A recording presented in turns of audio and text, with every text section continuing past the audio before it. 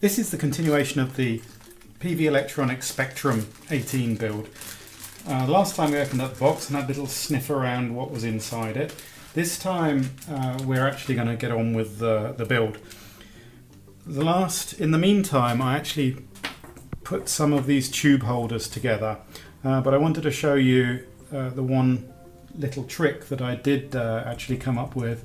And that is, well, first of all, mine didn't come covered in any plastic sheeting. So we're now on section 4.1, assembly of the tube sockets. It says take off the plastic sheeting and then look for the sockets from this side. Well, I found just SKT, so I guess that's the sockets from this side. And then what we can do is we can actually poke these little pins into the holes. Now some of them are too big, clearly, so there's 1, 2, 3 big holes and there's 11 small holes, so I'm going to put in the 11 small ones. So first of all you have to put them in there, and I'm just pushing them in with my fingers first of all. They need a little bit of force, not too much, and just to make sure they're all bedded in properly, I'm going to go around afterwards with a pair of pliers just to make sure that they're in properly. But as it stands at the moment, I'm just popping them in, just finger tight. Now you can see some of them are standing higher than others. That's clearly a sign that they're not all in properly. So let's go and push them in, and then we can go and tighten them up afterwards. I'm not sure how important it is that they are all in completely tightly, but from a neatness point of view and getting it right point of view, I'd like them all to be more or less at the right level. So let's have a look. And there we go. There's the last one. So now I'm just going to go around with the long nose pliers and just make sure they're all in properly. You grip them on the base like that and just pop them in. You see that one went in fully, and it looks like each one of them just needs a little bit of persuasion to make it go in properly. Don't squeeze them too hard, otherwise you might crush them.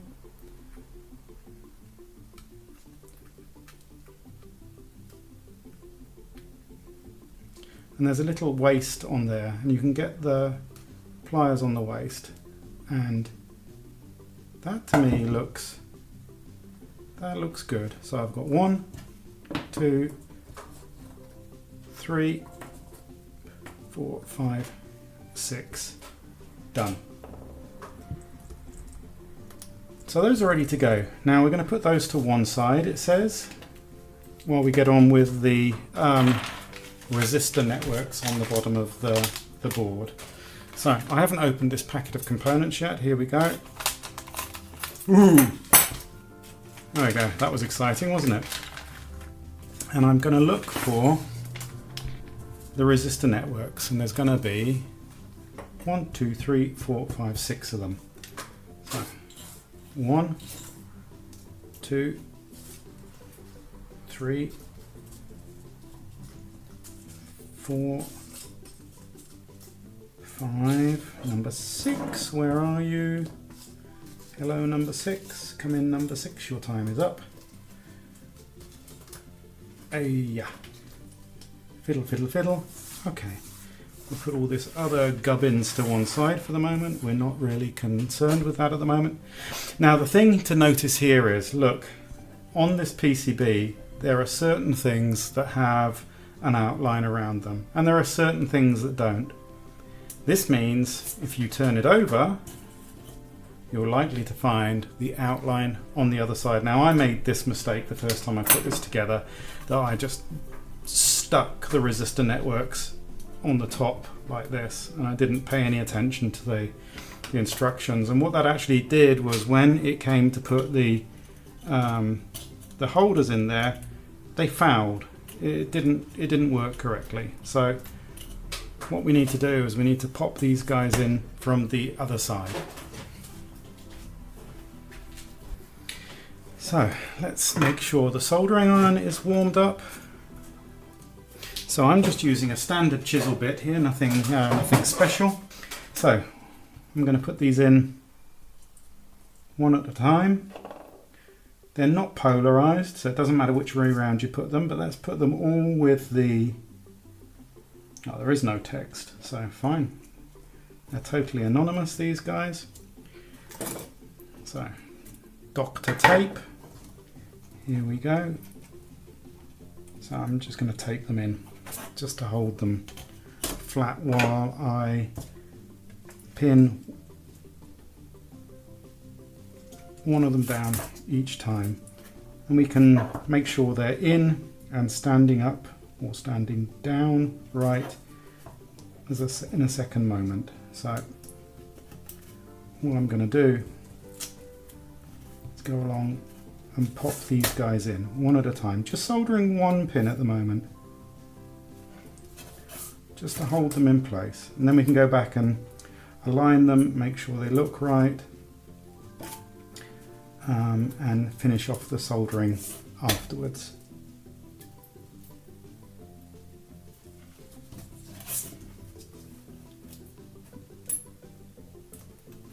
Number 4, so again remember to follow the markings on the board which tell you which side to mount from. Oh, that looks like fly shit there. Okay. Nice work. Try that again.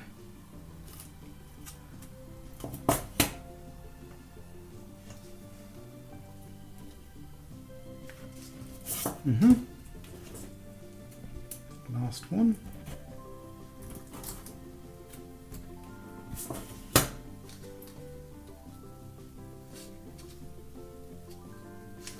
Okay.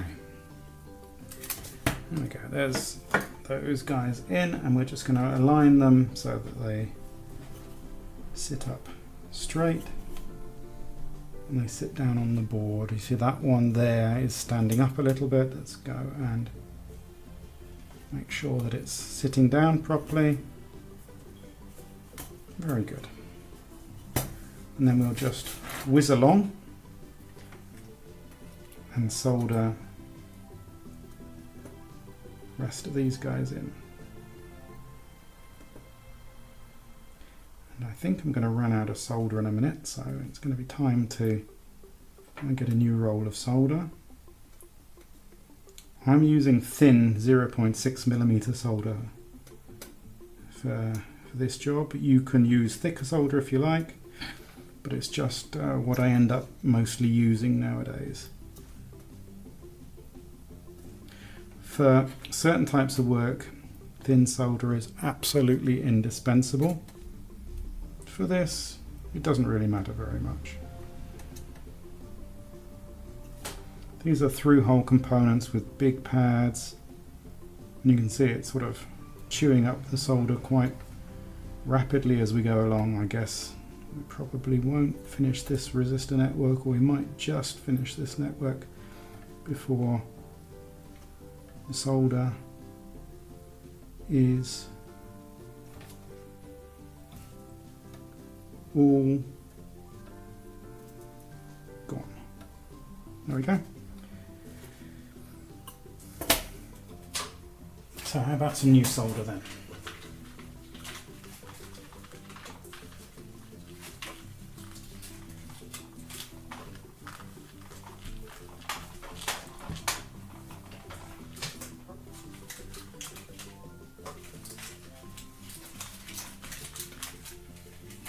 Oh no, only thick solder left.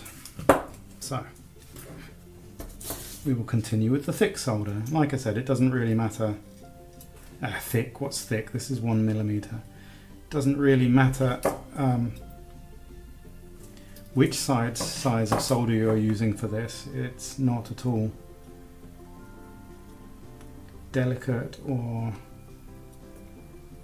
it doesn't make a lot of difference. Oops, I just bridged there.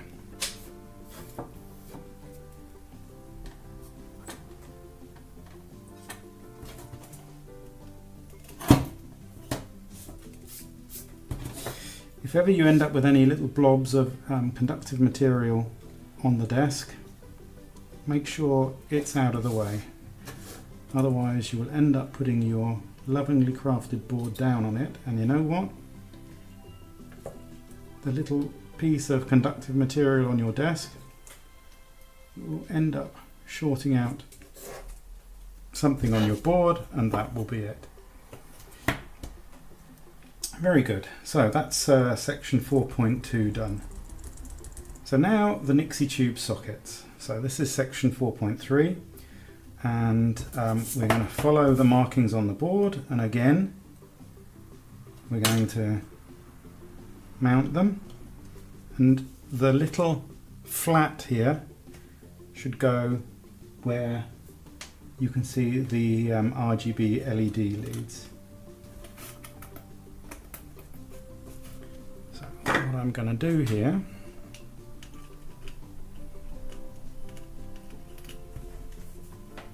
let me just test assemble it. See, this one isn't sitting properly. That one needs some more tender loving care. Looks good.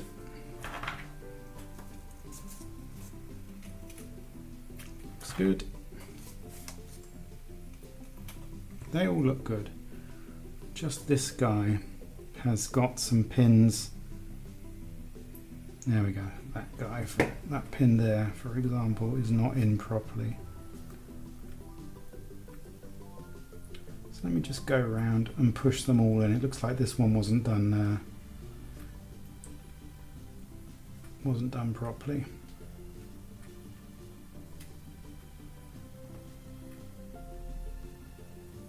But now it is. Let's just make sure all of the empty holes are in the right place. That looks good to me.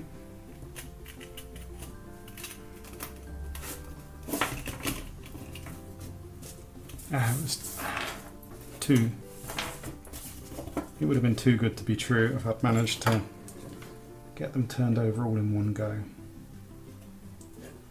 And again, I'm going to do the usual thing here. I'm going to place them first and then adjust them in a second moment. That one there, that is not, that's all sitting at an angle.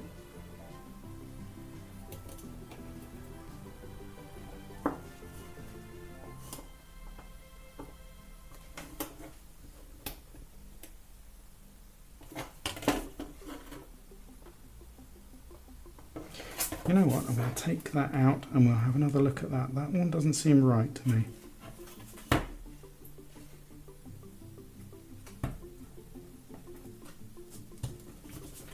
Now, okay, we cleaned that hole out okay. Let's try that again. That didn't seem right. That didn't seem to sit down properly.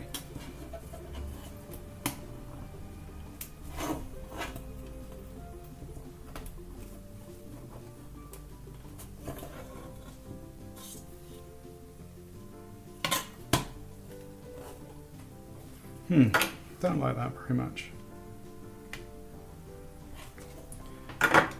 I'm not sure whether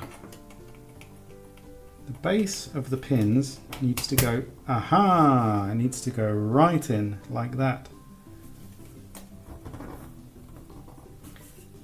Okay, so you need to arrange them so that the holders go all the way down,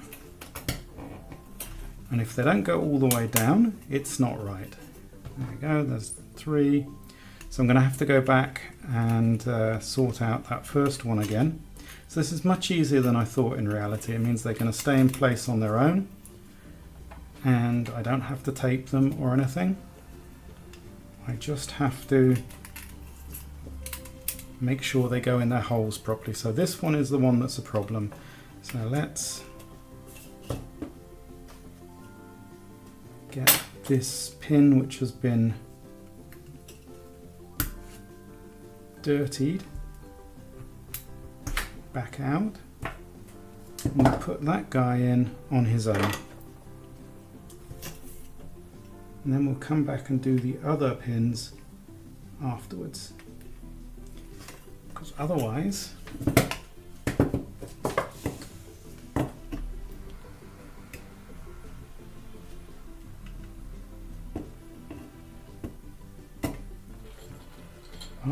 I'm going to have no luck.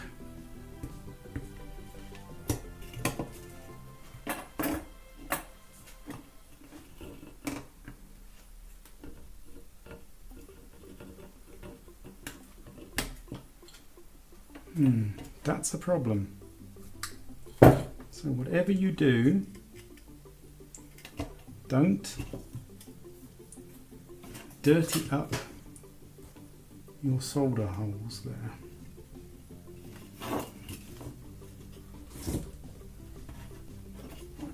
So I'm going to have to get a bit medieval on it, I think. So let's... Okay.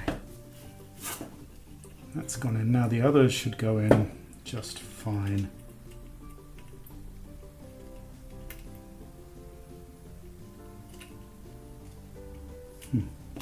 Easy to say, just fine. But it's not quite just fine. This is a bit tricky, this step, I would say. Okay, now I think we're good. Let's go around and solder the rest of those chaps in then.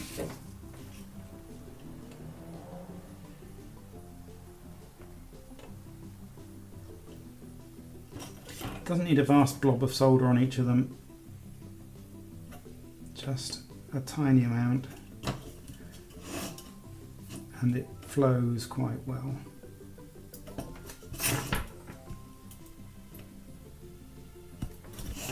So those holes are a bit tight.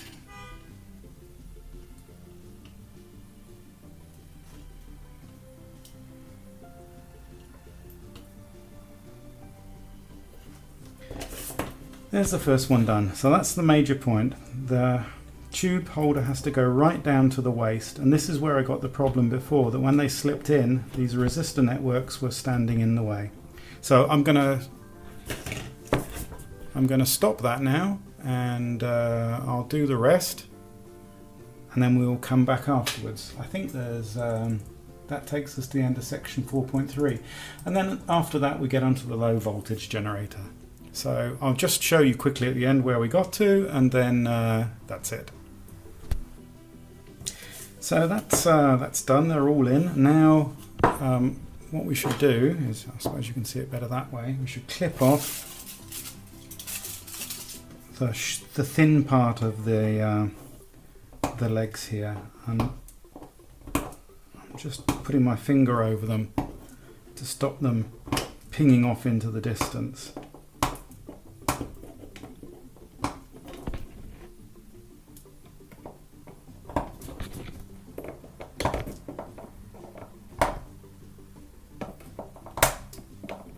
It makes me feel like I'm working in a Chinese factory. I suppose someone has the job of doing this in a Chinese factory. Or any factory, actually. I don't know why I'm picking on the Chinese. So you get the point. I think it's fairly boring. Did you hear that? Ping! Off it went into the distance.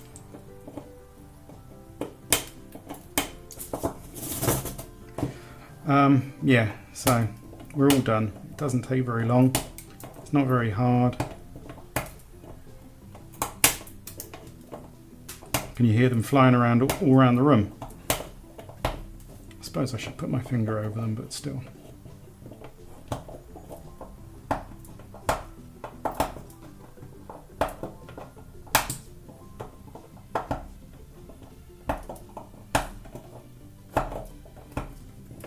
Oh well, look. I suppose you can bear with me while I just do this last little bit. There we go. Let's get those trimmings out of the way. That's it. Section 4, 14243. all done.